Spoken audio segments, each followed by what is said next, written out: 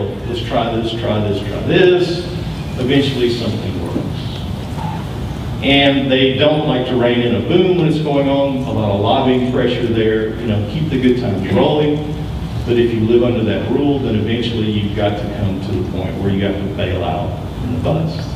And so that's what happened.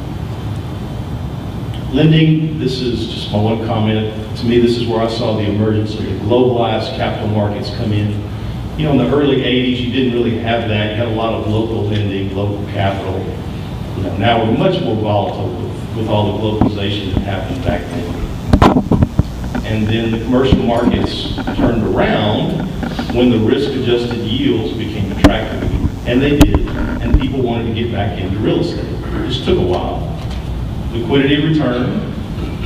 There was genuine job growth, which we obviously don't have yet in this downturn.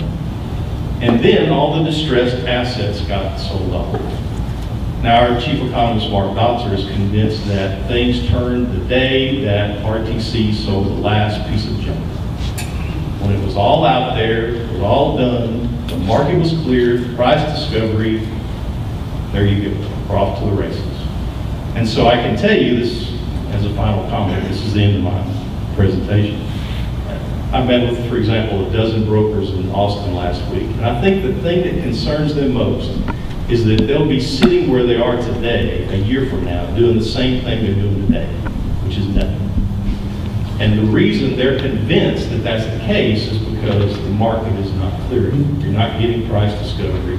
You've got this bid-ask gap, and they're not getting rid of the distressed assets. Obviously, these people are on commission. They don't make money unless there's a deal going on, so you know, they would like an active market. They can make money in a down market and up market, but they can make no money in no market. So that's the end of my comments, and I'd be glad to answer any questions in the panel discussion. Thank you so much.